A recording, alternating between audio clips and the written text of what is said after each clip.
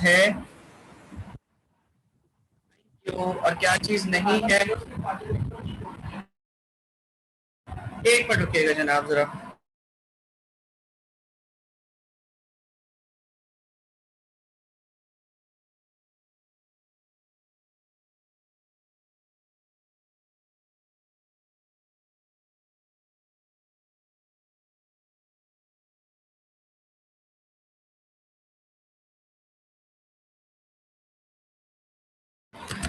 Okay जनाब, उसके बाद आपने कहा कि जी ऑब्जर्वेंट है, पेशेंट है, कम्युनिकेशन क्लियर है, गोल ओरिएंटेड है, able to give constructive feedback है, कोच है फॉलोइंग। कोच के लिहाज से बात की जाए तो कोच के लिहाज से मैमूना कहती हैं कि सपोर्टिव है, फोकस ऑन गोल है, मोटिवेटेड है, continuous learner from his experience और एंथुसियास्टिक है। ठीक है मैमूना, ये आपके एक हो गया। फुरकान कहते हैं कोच वो है जो कि कंस्ट्रक्टिव फीडबैक देता है, पर्सन इंटरेस्ट देता है, मेंटी का एंथुसियास्टिक होता है, ट्रीट्स अदर विद रिस्पेक्ट होता है, स्किल टीचर होता है, डेमोन्स्ट्रेट रिस्पॉन्सिबिलिटी करता है। ठीक है, कोचिंग के अंदर देखते हैं एंथुसियास्टिक होता है, सपोर्टिव होता है, ट्रस्टिंग होता है, फोकस्ड होता है, नॉलेजेबल होता है, ऑब्जर्वेंट होता है, रिस्पेक्टफुल होता है और क्लियर कम्युनिकेटर होता है। ठीक है, सदाम कहते हैं कि जी गुड लिसनर है, कंस्ट्रक्टिव फीडबैक देता है, पर्सनल इंटरेस्ट देता है, स्किल्ड इंडिविजुअल होता है। जबकि हम गोल्स की बात करते हैं, कोच की बात करते हैं तो वो गोल ओरिएंटेड होता है, फोकस्ड होता है, लीडर एबिलिटीज रखता है और डिटेल्ड ऑब्जर्वर रखता है। Fair enough. लेकिन मेरे पास ये जो आए हैं वो आए हैं एक सद्दाम का, एक फुरकान का, एक मैमूना का। बाकी सबका है भाई, बाकी चार लोग कौन कौन है? अली का किधर है, आसिफ का किधर है, शिराज का किधर है जी? बाकी सब में कितने बेटा? भेज तो दिया है सर करके। किया हुआ है। मेरे पास नहीं आया, मेरे पास सिर्फ आसिफ का शो हो रहा है, मेरे पास सदाम का शो हो रहा है, मेरे पास फुरकान का शो हो रहा है और मेरे पास मैमूना का शो हो रहा है। आप लोगों का नहीं हो रहा। अच्छा, आसिफ ने लिखा है will to share, truly want to share what they know, motivational. Okay fine, ठीक है। अच्छा, इस एक्सरसाइज को कराने का बेसिक मकसद ये है कि अब तुम लोग अगर इस एक्सरसाइज के अंदर जितने भी तुम लोगों ने ट्रेड्स या जितने भी तुम लोगों ने कैरेक्टरिस्टिक्स देखे, यू विल सी कि जी कैरेक्टरिस्टिक्स और ट्रेड्स ऑलमोस्ट एक जैसे होते हैं, मोर और लेस एक जैसी चीजें चल रही होती हैं। लेकिन जो डिफरेंस हमारे पास जो आ रहा होता है वो ये आ रहा होता है कि चूंकि हमारे पास मेंटोरिंग के अंदर, कोचिंग के अंदर हमारे पास जो है वो हम बात कर रहे होते हैं फील्ड की, हम बात कर रहे होते हैं प्रैक्टिकल वर्क की, हम बात कर रहे होते हैं प्रैक्टिकल सिनेरियोज की, जिन सिनेरियोज के अंदर काम एक्चुअली होना होता है, हम बात कर रहे होते हैं कॉपिंग ऑफ अ वर्क की। तो इसीलिए हम ये कहते हैं कि जी we have to observe, we have to analyse, we have to attempt to get improve. लेकिन जब हम मेंटोरिंग की बात करते हैं तो मेंटोरिंग हमारे पास क्या चीज लेकर आ रही होती है, मेंटोरिंग हमारे पास क्या कर रही होती है? मेंटोरिंग का जो कॉन्सेप्ट हमारे पास आता है वो ये आता है कि इट, सबसे पहले जो पॉइंट होता है मेंटोरिंग का वो ये होता है कि it provides support to the subordinate. Support to the subordinate का मतलब ये है कि wherever you are stuck, wherever you are finding some difficulty, wherever you are thinking कि हाँ जी यहाँ पे मुझे जो है वो किसी की गाइडेंस की जरूरत है, तो आपका जो मेंटोर है वो आपको वहां पे उस पर्टिकुलर सिचुएशन में या उस पर्टिकुलर सर्कमस्टांसेस के अंदर जो है वो गाइड कर रहा होता है, उस पर्टिकुलर सर्कमस्टांसेस में आपको सपोर्ट प्रोवाइड कर रहा होता है। पहली बात। दूसरी बात, ये जो स्पेसिफिक और जो मोस्ट इंपॉर्टेंट बात है वो ये है कि वो जो सपोर्ट प्रोवाइड कर रहा होता है वो जनरल नहीं होती है, वो ऑर्गेनाइजेशन कॉन्टेक्स्ट रिलेटेड होती है। ऑर्गेनाइजेशन कॉन्टेक्स्ट रिलेटेड का मतलब क्या है कि वो प्योरली ऑर्गेनाइजेशन से रिलेटेड होती है। जिस तरीके से अगर मैं एक ऑफिशियल टर्मिनोलॉजी में बात करूं तो ऑफिशियल टर्मिनोलॉजी में जो लेटर्स बनाने का तरीकाकार होता है वो हर ऑर्गेनाइजेशन का डिफरेंट होता है। तुम लोगों ने भी देखा होगा कि कुछ ऑर्गेनाइजेशन के अंदर जो कुछ ऑर्गेनाइजेशन के जो रेफरेंस नंबर होता है लेटर का वो लेफ्ट पर होता है, कुछ ऑर्गेनाइजेशन का रेफरेंस नंबर लेटर हेड के राइट साइड पर होता है, कुछ ऑर्गेनाइजेशन की जो डेट होती है वो लेफ्ट पर होती है, कुछ की राइट साइड के ऊपर होती है, कुछ ऑर्गेनाइजेशन के जो कॉपीड लेटर्स होते हैं वो अलहदा से इशू होते हैं, कुछ ऑर्गेनाइजेशन के जो कॉपीड लेटर्स होते हैं वो एक ही लेटर होता है जो नीचे करके एसडी से चल रहा होता है और एसडी से चल के लेटर्स जो है वो आगे एग्जीक्यूट हो रहे होते हैं। ये सारी की सारी चीजें जो है ये इसमें कोई चीज गलत या सही नहीं है, ये सारी की सारी चीजें आपकी जो है वो ऑर्गेनाइजेशन के अंदर, ऑर्गेनाइजेशन के कल्चर, ऑर्गेनाइजेशन के नॉर्म्स, ऑर्गेनाइजेशन के प्रोसीजर्स को अडॉप्ट करते हुए की जाती है। तो आपका जो कोच है वो आपको यहाँ पे एक थोड़ा सा डिफरेंस हमें नजर आता है कि जो कोच है वो कोच आपको रूल्स के लिहाज से चीजें सिखाता है, मेंटोर आपको जो चीजें बताता है या मेंटोर आपकी जो चीजें गाइड कर रहा होता है वो स्पेसिफिकली गाइड कर रहा होता है ऑर्गेनाइजेशन के एनवायरनमेंट के लिहाज से। ये तो उसका एक काम हो गया। दूसरा काम जो कोच का, जो मेंटोरिंग का होता है वो ये होता है कि it assist you in creating a professional network. आपकी ऑर्गेनाइजेशन का जो प्रोफेशनल नेटवर्क है, आपकी ऑर्गेनाइजेशन के जो मुख्तलिफ डिपार्टमेंट्स हैं या आपके ऑर्गेनाइजेशन के अंदर जो मुख्तलिफ तरह की कोऑर्डिनेशन चल रही है या मुख्तलिफ तरह के जो एरियाज काम करने वाले हैं, आपका कोच आपको गाइड करता है, आपका मेंटोर आपको गाइड करता है कि आप किस तरीके से अपनी इस ऑर्गेनाइजेशन के अंदर अपने सोशल नेटवर्क को या अपने इंटरैक्टिव नेटवर्क को या अपने प्रोफेशनल नेटवर्क को स्ट्रॉन्ग करते हैं। और नेटवर्क को किसी भी ऑर्गेनाइजेशन में स्ट्रॉन्ग करने की वजह यह होती है ताकि आप अपने प्रोसेसेस के साथ साथ बाकी तमाम के तमाम प्रोसेसेस को भी देख सकें। और बाकी तमाम के तमाम प्रोसेसेस को दिखाने का बेसिक मकसद ये है कि आप अपने पास अपनी करियर डेवलपमेंट में, अपनी गोल सेटिंग में, अपनी करियर प्रोग्रेशन में, अपनी करियर एनहांसमेंट में अपना ओपिनियन क्रिएट कर सके। अब फरकान मुझे एक सवाल का जवाब दो, तुम अकाउंट्स में जॉब करना चाहते हो, राइट? ठीक है। अब फरकान मुझे एक बात बताओ, तुम्हें अकाउंट्स में जॉब मिल जाती है इंशाल्लाह, और मिसाल के तौर पे तुम्हारी जो फर्म है या जो ऑर्गेनाइजेशन है उसका बेसिक बिजनेस जो है ह्यूमन रिसोर्स सर्विसेज प्रोवाइड करना है दूसरी ऑर्गेनाइजेशन को, ठीक है? और तुम्हारे पास जो है वो एक बिल आता है 10 लाख रुपए का सपोजिटली क्लियर करने के लिए, ठीक है?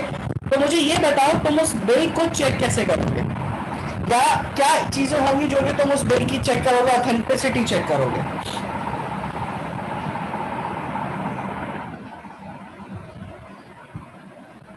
सर सबसे पहले तो वो जो बिल आएगा, एक काम करें आप सवाल को दोबारा रिपीट मैं करें। सवाल रिपीट करता हूँ। मेरा सवाल ये है कि तुम्हें इंशाल्लाह जॉब मिल गई फाइनेंस डिपार्टमेंट में, ठीक है? और जो तुम्हारा फाइनेंस डिपार्टमेंट है वो ह्यूमन रिसोर्स की कंसल्टेंसी फर्म का है, एचआर कंसल्टेंसीज होती है ना, उसकी फर्म का तुम्हारे पास है। भैया नाम लेते थे, चलो बड़ा आसान, प्राइम एचआर एक कंपनी है या एचआरएसजी एक कंपनी है जो कि बड़ी ग्लोबल कंपनी है, ह्यूमन रिसोर्स के लिहाज से बड़ी जानी मानी कंपनी है। तुम्हें इसके फाइनेंस के डिपार्टमेंट में जॉब मिल गई, इनके फाइनेंस के बड़े बड़े डिपार्टमेंट्स होते हैं, ठीक है? अब फाइनेंस के डिपार्टमेंट में जॉब मिलने के बाद अब तुम काम कर रहे हो और तुम्हारे पास एक बिल आता है 10 लाख रुपए का, ठीक है? और तुम्हें कहा जाता है कि ये बिल पे कर देना। तो बीइंग फाइनेंस आपको बिल की जेन्युइननेस, बिल की ऑथेंटिसिटी वो चेक करनी है कि एज पर रूल ये बिल ठीक है, ये बिल गलत है, एवरीथिंग।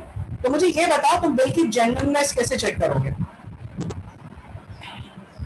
सर सबसे पहले तो ये देखूंगा कि ट्रांजैक्शन कब हुई है, किसने की है, कैसे की है। ठीक है। सर अगर ट्रांजैक्शन हुई है तो ऑफ कोर्स सर कहीं ना कहीं जिसके थ्रू मेरे पास रिकॉर्ड आया है तो वो एक ऑथेंटिक पर्सन ही होगा सर। जरूरी तो नहीं तो है। सर बात भी ज्यादातर मान लेता हूँ, कंपनी, तुम्हारी बात भी मान ली, ठीक है, आगे। जैसे कंपनीज ही ज्यादातर सर डेटा शेयर करती हैं और हाँ मेरी जो बात सुनो, हाँ मतलब तुम्हें जॉब, जॉब की बात कर रहा हूँ, मतलब तुम जॉब के ऊपर आ चुके हो। अच्छा बात बताओ, बिल था कंस्ट्रक्शन का, सुन लो, बिल था कंस्ट्रक्शन का, पास करोगे? कौन सा बिल है? कंस्ट्रक्शन का, कोई चीज बनी हुई है, कंस्ट्रक्ट हुई है, उस कंपनी ने किसी फॉर्म का कहीं किसी जगह पे कोई चीज कंस्ट्रक्ट की थी, कोई चीज बनाई थी, और वो बना के वो यानी कि जो चीज उसने बनाई उस चीज के बनने के बाद वो बिल आपके पास आ गया। तो अब मुझे ये बताओ कंस्ट्रक्शन का बिल तुम पास करोगे, हाँ या नहीं? ये इनफैक्ट सबके लिए सवाल है।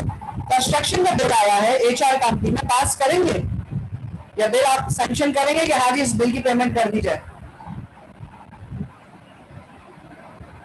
सर कर लेंगे सर। कर दोगे फुल का, ठीक है। बाकी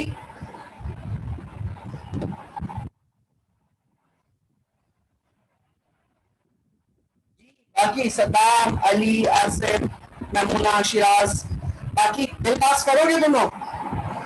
जी सर। कर दोगे, ठीक है सर जी। सद्दाम, बिल पास करोगे? मेमुना, बिल पास करोगे बेटा? अच्छा, मुझे लगता है मेमुना क्लास में माइक लगा के जो है ना क्लास के वो लेक्चर ऑन करके खुद घूमने चली जाती है, बिल्कुल भी आवाज नहीं आती। शिराज जी, शिराज, ओके ठीक है। क्यों शिराज, क्यों ये बिल पास करोगे? सर कंस्ट्रक्शन का फाइनेंस के साथ क्या ताल्लुक होगा? नहीं, तुम्हारी बात मैं चेंज कर रहा हूँ, तुमने बात बिल्कुल सही पकड़ी है, लेकिन सवाल ये है कंस्ट्रक्शन का एचआर से क्या ताल्लुक है? कंपनी एचआर की सर्विस प्रोवाइड कर रही है कोई ह्यूमन रिसोर्स की, उसका कंस्ट्रक्शन के बिजनेस से क्या ताल्लुक है? ये सबसे मेजर चीज है बेटा। यही बात मैं तुम लोगों को समझाने की कोशिश कर रहा हूं कि जब हम मेंटोरिंग की बात करते हैं, जब हम कोचिंग की बात करते हैं और जब हम प्रोफेशनल नेटवर्क की बात करते हैं, वो हम इसीलिए क्रिएट करते हैं ताकि हमें हमारी ऑर्गेनाइजेशन के तमाम बिजनेस डायनामिक्स का पता हो और हम उन तमाम के तमाम बिजनेस डायनामिक्स को अपनी ऑर्गेनाइजेशन, अपने कल्चर, अपने नॉर्म, अपने प्रोसीजर के लिहाज से फॉलो करें। आप में से सारे के मैक्सिमम लोग जो है वो बिल पास करके बिल क्लियर करा दोगे। अगला बंदा सवाल आपसे ये करेगा बिल जेन्युइन था, बिल ओके था, बिल के तमाम चीजें बिल्कुल ठीक थी, रिकॉर्ड वगैरह बिल्कुल ठीक थे, लेकिन सवाल ये क्या वो बिल आपके वर्किंग एम्बिट या आपके अप्रूवल या आपके प्रोसेस के लिहाज से था, आपके बिजनेस डोमेन के लिहाज से था? आपका बिजनेस डोमेन कंस्ट्रक्शन का है ही नहीं, तो आपने किस तरीके से रेंडर करा के उसका बिल डिस्पर्स कर दिया? ये वो सॉलिड चीजें हैं, ये वो मेजर चीजें हैं, ये वो सिग्निफिकेंट चीजें हैं जो चीजें अंडरस्टैंड की जाती हैं, जो चीजें बताई जाती हैं मेंटोरिंग के अंदर। आपको क्या लगता है ऑर्गेनाइजेशन के अंदर आपके पास जितने भी लोग मौजूद होते हैं या ऑर्गेनाइजेशन में क्या फ्रॉड नहीं कमिट होते, या ऑर्गेनाइजेशन में मिस्टेक्स नहीं कहूंगा, जो मेलाफाइड इंटेंशंस होती है उसको हम फ्रॉड कहते हैं। ऑर्गेनाइजेशन में फ्रॉड कमिट नहीं होते, बिल्कुल कमिट होते हैं। जितने ऑर्गेनाइजेशन में फ्रॉड कमिट होते हैं तो शायद कहीं भी नहीं होते। उससे बचा कैसे जाता है, या उसे किस तरीके से आपके एंड के ऊपर किस तरीके से प्रोटेक्ट किया जाता है?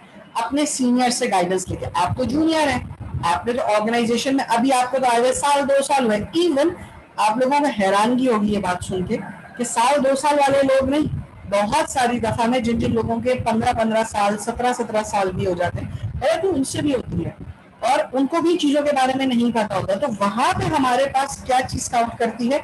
वहां पे हमारे पास काउंट करती है मेंटोरिंग, जो कि हमारे अपने एम्प्लॉयज या हमें बीइंग एम्प्लॉयज ऑर्गेनाइजेशन के बारे में बताते हैं। सिमिलरली साथ साथ हमारे पैरेलल कॉन्टेक्स्ट में जब हम करियर प्रोग्रेशन की बात करते हैं, करियर डेवलपमेंट की बात करते हैं, तो हमारा मेंटोर चूंकि हमें ऑब्जर्व कर रहा होता है, क्योंकि हमें एनालाइज कर रहा होता है, क्योंकि वो हमें देख रहा होता है, क्योंकि वो हमारी स्ट्रेंथ और वीकनेस को जानता है, तो वो हमें सपोर्ट करके हमारी लिहाज से, शायद हमारे करियर के लिहाज से एक अच्छा दूसरा डिपार्टमेंट भी बता सकता है। ऑडिट हो गया, फाइनेंस हो गया, रिस्क हो गया, बिजनेस हो गया, ये सब मोर और लेस किसी न किसी तरीके से एक दूसरे के साथ स्ट्रांगली इंटर रिलेटेड होते हैं। बिजनेस करने के भी डायनामिक्स मुख्तलिफ तरीकों के चल रहे होते हैं, रिकवरीज हो गई, तो ये सारी अब हो सकता है शायद आपको लगता हो कि आप ऑडिट में, आपको लगता हो फाइनेंस में बहुत अच्छे हैं, लेकिन आपका मेंटोर हो सकता है आपको देख के एक और अच्छी गाइडेंस आपको देखे, जी तुम फला डिपार्टमेंट के साथ भी काम करो, कोरिलेट करो। हो सकता है तुम अगर उस डिपार्टमेंट के साथ कोरिलेट करो, वो डिपार्टमेंट तुम्हें समझ आने लगे, तो it will become easy for you कि तुम उस डिपार्टमेंट को ज्वाइन करो, उस डिपार्टमेंट को ज्वाइन करके अपना करियर प्रोग्रेस करो। तो जो हमारे पास मेंटोरिंग और कोचिंग है, ये हमारे पास करियर डेवलपमेंट के अंदर, करियर प्रोग्रेशन के अंदर सबसे ज्यादा सिग्निफिकेंट, सबसे ज्यादा फोकस और सबसे ज्यादा इंपॉर्टेंट हमारे पास जो है वो एस्पेक्ट आता है व्हेन वी टॉक अबाउट कि हमारे पास कल्चर को किस तरीके से डेवलप होना है, कल्चर को किस तरीके से आगे की तरफ बढ़ना है, ठीक है, या आपको किस तरीके से प्रोग्रेस करना है, आपको किस तरीके से अपने ऑर्गेनाइजेशन के अंदर एक्सेलरेट करना है। लेकिन हमारे पास जहां चीजों के अंदर जो है वो हम ये कहते हैं कि एक तरीके से इतनी सारी पॉजिटिविटीज हैं, वहीं हमारे पास कुछ डिसएडवांटेजेस भी होते हैं। मेंटोरशिप और कोचिंग के कुछ डिसएडवांटेजेस भी मौजूद होते हैं। अब जो सबसे स्ट्रॉन्गेस्ट डिसएडवांटेज है, जो सबसे पहला डिसएडवांटेज होता है, वो ये होता है कि tendencies to perpetuate the current style and practices within the organisation. अब हमारे पास बाज़ औक़ात ऐसा होता है कि जब हम किसी ऑर्गेनाइजेशन के लिहाज से बात कर रहे होते हैं, जब हम किसी ऑर्गेनाइजेशन के कॉन्टेक्स्ट के लिहाज से देख रहे होते हैं, तो हमारे पास, हमने ऊपर ये बात कही कि जी आपके पास जो कॉन्टेक्स्ट था या जो वर्किंग पैराडाइम थे, वो जो है, जो पैराडाइम थे, जो प्रिंसिपल्स थे, जो वर्किंग थी, जो पॉलिसीज थी, जो प्रोसेसेस थे, वो आपके लिहाज से था। लेकिन बाज़ औक़ात ऐसा होता है कि आपके पास मिसाल के तौर पे एक मेंटोर था, एक कोच था, उसने आपको ऑर्गेनाइजेशन की जो इंटरप्रिटेशन है वो अपने लिहाज से बताई, अपने तरीके से बताई कि जी ये काम इस तरीके से किया जाता है, ये काम इस तरीके से किया जाता है। जब आप दूसरे डिपार्टमेंट में दूसरे बॉस के पास गए या दूसरे सुपरविजन के अंदर गए, और वहां जब आपके सीनियर ने आपको, जब आपके जो मेंटोर है उसने आपको गाइड किया, तो उसने आपको दूसरे तरीके से गाइड किया, मतलब मुख्तलिफ तरीके से गाइड किया, तो there is every bit of a chance कि आपके ऑर्गेनाइजेशन की जो इंटरप्रिटेशन है या ऑर्गेनाइजेशन की जो डायनामिक्स है, ये वर्किंग प्रोसेस है, वो नेवर एंडिंग और नेवर चेंजिंग कॉन्सेप्ट पर है। नेवर एंडिंग और नेवर चेंजिंग कॉन्सेप्ट का क्या मतलब है? नेवर एंडिंग और नेवर चेंजिंग कॉन्सेप्ट का मतलब ये है कि वो मुसलसल चेंज होते रहते हैं, और जब चीजें मुसलसल चेंज होती रहती हैं तो देयर इज अ चांस कि बाज़ औक़ात ऐसा होता है कि आप सही की जगह के ऊपर, हो सकता है शायद आप कंफ्यूज हो जाओ, या शायद आप सही की जगह पे किसी दूसरे रास्ते के ऊपर, किसी दूसरे प्रोसेस के ऊपर चले जाओ जो कि गलती के अंदर काम हो सकता है। ठीक है। दूसरी बात ये कि heavy reliance on coach's ability to be a good teacher, just as we recognize that not all excellent Hall of Fame baseball players make outstanding baseball coaches. Yes. दूसरी बात ये कि आपकी जो रिलायंस है आपके कोच के ऊपर, वो गाइडेंस के लेवल तक रहनी चाहिए है, क्योंकि दुनिया का एक असूल है कि लाजमी नहीं जो कि एक आउटस्टैंडिंग प्लेयर है वो एक आउटस्टैंडिंग कोच भी हो।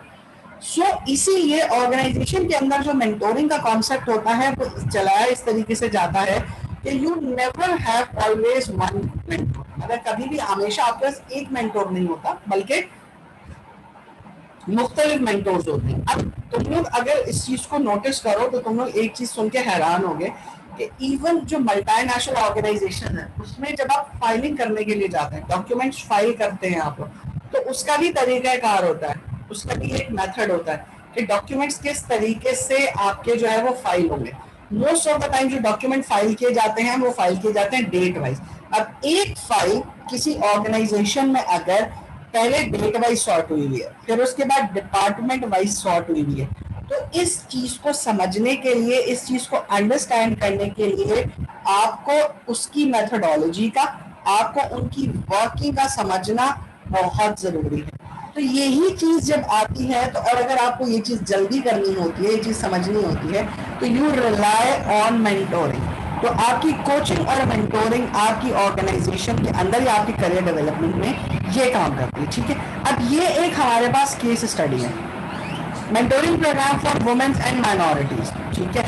अब इसके अंदर ई क्वेश्चन हमारे पास ये आता है, should women and minority receive special treatment in mentoring relationship by having organization policies dictating who will mentor who and how। सवाल बड़ा सिंपल सा ये है कि क्या माइनॉरिटीज को, माइनॉरिटी से मुराद वो जो कि आपकी ऑर्गेनाइजेशन के अंदर थोड़ी क्वांटिटी में होता है, लाइक वो फीमेल्स भी हो सकती हैं, लाइक वो किसी और रिलीजन के भी हो सकते हैं, लाइक वो किसी और कम्युनिटी के भी हो सकते हैं, लाइक वो किसी और कंट्री के भी हो सकते हैं, तो उनको माइनॉरिटीज में काउंट करते हैं। कि सवाल यह है कि क्या वुमेन और माइनॉरिटीज को स्पेशल ट्रीटमेंट दिया जाना चाहिए मेंटोरिंग रिलेशनशिप में, किस तरीके से कि आपकी ऑर्गेनाइजेशन की जो पॉलिसीज हैं, जो मेंटोरशिप की पॉलिसीज हैं, जो ये बताती है कि किसको देनी है और कैसे मेंटोरशिप करनी है, तो क्या उसमें आपको वुमेन और माइनॉरिटीज को स्पेशल ट्रीटमेंट देना चाहिए। यू हैव गॉट 2 मिनट्स, ये पूरा के पूरा एथिकल इशू पढ़ो, एचआर का, मतलब ये जो लिखा हुआ है ये पढ़ो, और फिर उसके बाद हम इसको डिस्कस करते हैं कि देना चाहिए या नहीं देना चाहिए। ठीक है। बल्कि मेक इट 5 मिनट, 2 मिनट भी नहीं लो, आगे तुम लोग उसको तफसील से पढ़ सको, और आंसर तुम लोगों ने यस या नो में ही देना है। ठीक है। तो 11:20 और है, 11:25 के ऊपर हम इसको वापस रिवर्ट बैक करते हैं। जी, योर टाइम स्टार्ट्स नाउ।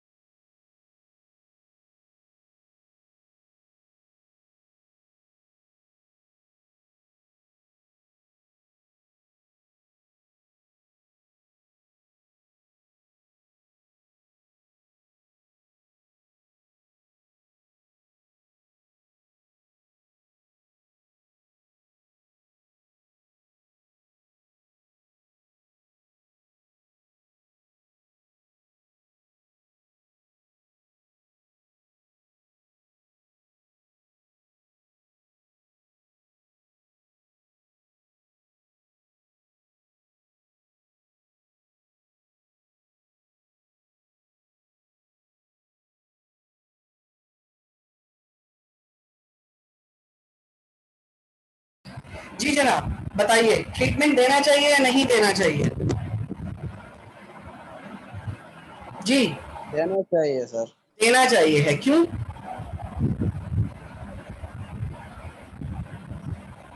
क्यों देना चाहिए?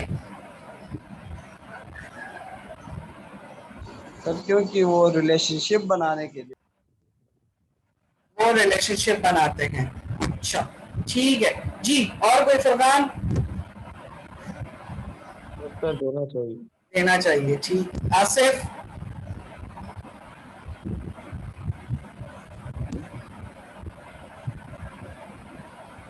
आसिफ, परीनाज, शिराज? ठीक है, शिराज कहते हैं नहीं देना चाहिए। ओके, देखो इस चीज के बारे में जो है वो बहुत ज्यादा, बहुत दुनिया के अंदर अक्रॉस द ग्लोब जो है वो बहुत ज्यादा हमारे पास जो है वो डिस्कशन और डेलिब्रेशन हुए, और डेलिब्रेशन और डिस्कशन होने के बाद जो है तो ये चीज कही जाती है कि एथिकली अगर हम बात करें, क्योंकि देखो ये कॉन्टेक्स्ट है, हमारे पास हर बिजनेस के दो एरियाज होते हैं, हर बिजनेस के हमारे पास दो पैराडाइम्स होते हैं, दो एरिया ऑफ डिस्कशन होते हैं। एक एरिया ऑफ डिस्कशन हमारे पास कहलाता है हमारे पास बिजनेस एरिया ऑफ डिस्कशन, एक हमारे पास कहलाता है ethical area of discussion. Discussion के ऊपर बात करें तो एथिकल एरिया ऑफ डिस्कशन के ऊपर you should not give any preference to anyone. अगर आप प्रेफरेंशियल या अगर आप बिजनेस पॉइंट ऑफ व्यू से बात करें, क्यों? क्योंकि बिजनेस पॉइंट ऑफ व्यू के लिहाज से बिजनेस ये बात कहता है कि वो बंदा इररिस्पेक्टिव वो काला है, इररिस्पेक्टिव वो गोरा है, इररिस्पेक्टिव वो खातून है, इररिस्पेक्टिव वो हजरत है, वो ऑर्गेनाइजेशन के अंदर जो पे ले रहा है वो अपने 8 घंटे की पे ले रहा है। तो उस पे के अंदर, उस कॉन्टेक्स्ट के अंदर किसी जगह पे भी उसको कोई ऐसा प्रिविलेज ट्रीटमेंट या कोई ऐसी एक्सेप्शन नहीं देनी चाहिए है जो कि उसका प्रेफरेंशियल ट्रीटमेंट करे बाकी तमाम के तमाम लोगों से। ठीक है, अनटिल एंड अनलेस उसकी पोजीशन आपके ऊपर है।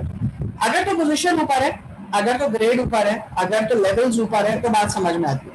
लेकिन if talking about business there should be no preferential treatment, no exception for anyone, like खवातीन को या माइनॉरिटीज को किसी तरह की कोई एक्सेप्शन नहीं मिलनी चाहिए। बट अगर मैं एथिकल पॉइंट ऑफ व्यू से बात करूं, एथिक्स के लिहाज से बात करूं, नॉर्म्स के लिहाज से बात करूं, वैल्यूज के लिहाज से बात करूं, ट्रेडिशंस के लिहाज से बात करूं, तो यस हमारी सोसाइटी के अंदर, हमारी क्या अक्रॉस द ग्लोब हम जितनी भी सोसाइटीज के बारे में बात करते हैं या जितनी भी सोसाइटीज को हम साथ लेके चल रहे होते हैं या जितने भी हम सोसाइटीज के लिहाज से बात कर रहे होते हैं, हम जितने भी कल्चरल वैल्यूज के लिहाज से बात कर रहे होते हैं, तो यस हम हमेशा माइनॉरिटीज को और जो हमारे क्या नाम है, जो फीमेल्स और जो हमारी माइनॉरिटीज हैं, हम उनको बिल्कुल प्रेफरेंशियल ट्रीटमेंट देते हैं, हम उनको बिल्कुल एक्सेप्शन देते हैं।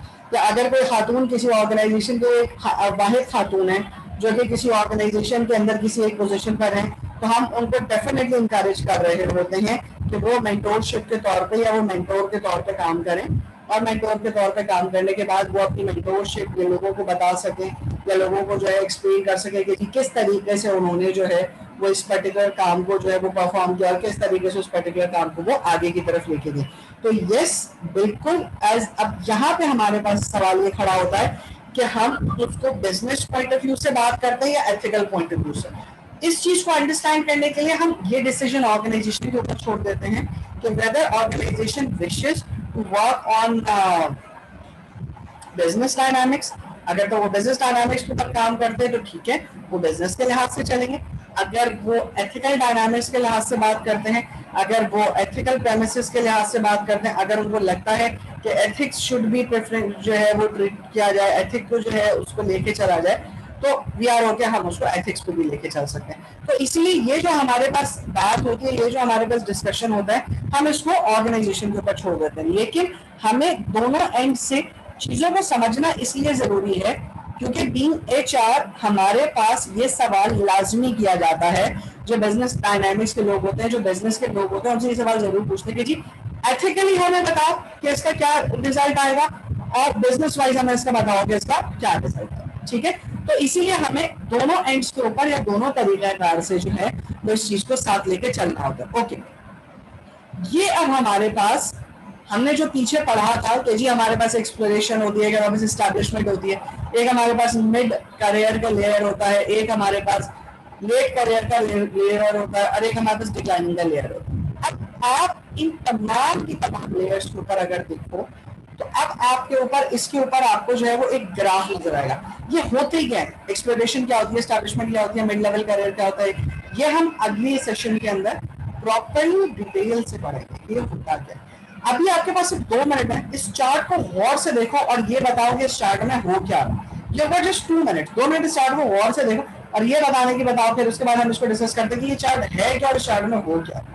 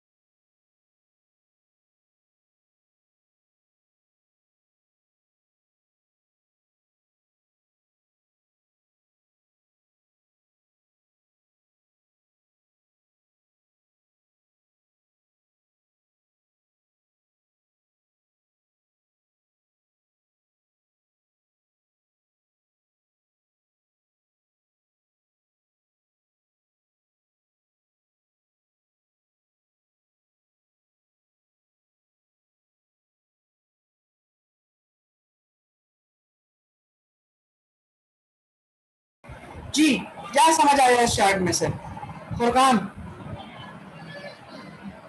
सर इसमें ये बताया जा रहा है कि एक शख्स जो है जब वो 10 से 25 के दरमियान की उसकी एज होती है तो वो बच्चे ले रहा होता है स्कूल से सब काम की सब एक तरफ। मिनट एक मिनट मुझे बताइए, ग्रीन और ब्लू क्या शो कर रहे हैं, डॉटेड ग्रीन और डॉटेड ब्लू क्या शो कर रहा है, और ये सॉलिड लाइन क्या शो कर रहा है? सॉलिड लाइन है ना, एक लाइन है डॉटेड है, एक ब्लू लाइन है डॉटेड और एक ब्लू लाइन सॉलिड है, ये तीनों क्या शो कर रहे हैं? ब्लू सॉलिड वाली लाइन है ना, ये शो कर रही है शायद परफॉर्मेंस को सर। ये वाली और सर वो जो ऊपर वाली लाइन है वो डिक्लाइन बता रही है। नीचे वाली जो डॉटेड लाइन है वो डिक्लाइन बता रही है, और ऊपर वाली ग्रीन लाइन क्या बता रही है? डिक्लाइन बता रही है सर। नीचे वाली जो लाइन है वो ये बता रही है कि रिटायरमेंट के बारे में शायद, और ऊपर वाली लाइन ये बता रही है कि एक पॉइंट आता है 65 के बाद जिसमें बंदा डिक्लाइन करता है। देखो डिक्लाइन तो दोनों सूरतों में कर रहा है। अगर आप डिक्लाइन वाले कॉलम में जाओ तो ऊपर वाली ग्रीन भी डिक्लाइन की तरफ जा रही है और नीचे वाली ब्लू भी डिक्लाइन की तरफ। इनफैक्ट तीनों लाइनें डिक्लाइन में तो कॉलम में आ रही हैं, लेकिन ये क्या फर्क है कि एक ग्रीन लाइन ऊपर शो जा रही है, एक ब्लू लाइन नीचे जा रही है, एक डॉट सॉलिड लाइन जो है वो बीच में जा रही है। चलो keep this question with you, ये वाला सेशन मैं क्लोज कर रहा हूँ और हम लास्ट सेशन ओपन करते हैं, फिर उसमें इसको डिस्कस करते हैं कि ये डिफरेंस क्या है। जल्दी ज्वाइन कर लेना सब।